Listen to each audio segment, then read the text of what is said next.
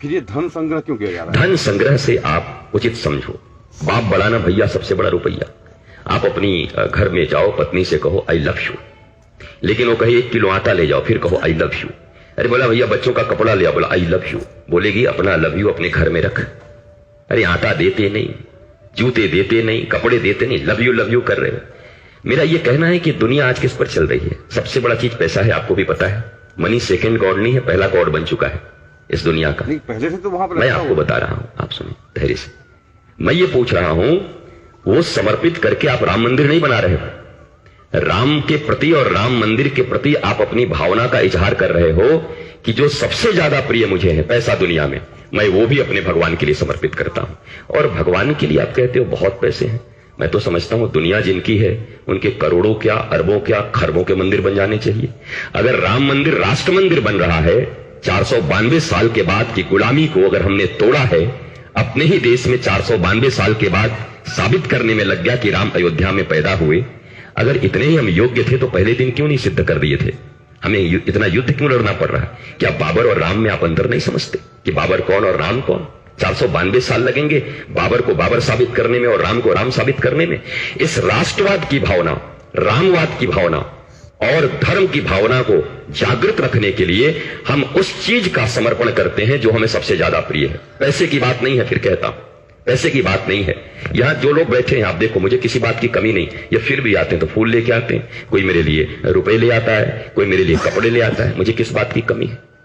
पर ये कृतज्ञता व्यक्त करते हैं कि आपके चरणों से हमने जो कुछ सीखा है, हम सबसे ज्यादा जिसको मानते थे वही आपके चरण में समर्पित करते हैं। एक छोटी सी बात आपको और कह दूं, बलिदान शब्द आपने सुना होगा, बड़े बड़े लोग बलिदान करो बलिदान। बलिदान कहां से आया?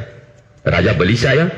वामन भगवान गए उनके द्वार पर, उनसे मांगा, 3 पग में सारी दुनिया ले ली, ऊपर नीचे पाताल 2 पग में। 1 पग बोला अब कहां रखूं? तो बलि की पत्नी ने कहा तेरे पास जो कुछ था वो तो दे दिया, पर स्वयं को अभी तक नहीं दिया। तीसरा पग बोलो मेरे ऊपर रख दो प्रभु, जैसे मेरी संपत्ति स्वीकार कर लिए हो मुझे भी स्वीकार कर लो। तो सर्व समर्पण और सर्वस्व समर्पण की विधि को ही दान कहते हैं। ये राम और राम मंदिर को देकर आप राम जी को धन्य नहीं बना रहे, बल्कि जो 492 साल लग जाते हैं किसी मंदिर को मंदिर साबित करने में, अगर ये भावना जागृत रही, आप देखते नहीं इस देश के सड़कों पर, राजमार्गों पर आप जहां जाओगे मीनारें नजर आएंगी। आप जहां जाओगे कुछ दिन के बाद आप निकल नहीं सकते इसी राष्ट्रीय राजमार्ग पर। अगर भगवान न करे कभी गृह युद्ध हुआ या बाहर कोई युद्ध हुआ तो पहले आपको गृह युद्ध लड़ना पड़ेगा, आपके रसद रोक दिए जाएंगे। हर राजमार्ग पर कब्जा है, जाओगे कहां से आप? उन्हें क्या जरूरत है इतना बनाने की?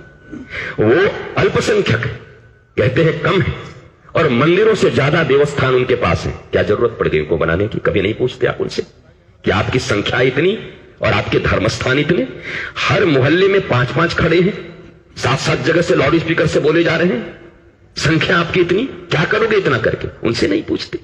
यही तो कारण है कि 70 सालों में सनातन परंपरा खो गई और धीरे धीरे बाकी परंपराएं ऊपर आ गई, क्योंकि वो धर्म के प्रति आस्था रखते हैं, उन्हें पता है धर्म का प्रचार कहां से हो सकता है। और हम लिबरल बन गए, हम लोग बड़े ज्ञानी बन गए कि भैया भगवान तो हृदय में रहते हैं, दिल में रहते हैं, मंदिरों से क्या होगा?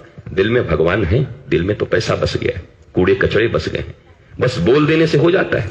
प्रतीक ही धर्म का उदय करेंगे, प्रतीक मिट गए तो आप याद भी नहीं रख पाएंगे आने वाले समय में। चारों तरफ मीनारें रह जाएंगी, हमारे बच्चे पूछेंगे यही हिंदुस्तान था क्या? यही सनातन परंपरा है?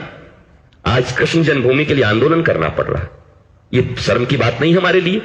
हिंदुस्तान में भगवान कृष्ण ने जन्म लिया, अवतार लिया, यह साबित करना पड़ेगा कोर्ट में हमको, तब जाके कृष्ण जन्मस्थान मिलेगा हमको। क्या आप यही बात वेटिकन सिटी के लिए सोच सकते हैं? क्या यही बात काबा और मक्का मदीना के लिए आप सोच सकते हैं कि उनको साबित करना पड़ेगा? इसलिए कहता हूं ये जो जातिवाद में बटा हुआ हमारा समाज है, वो सनातन परंपरा के द्वारा जब तक एक नहीं होता, राष्ट्र की रक्षा असंभव हो जाएगी।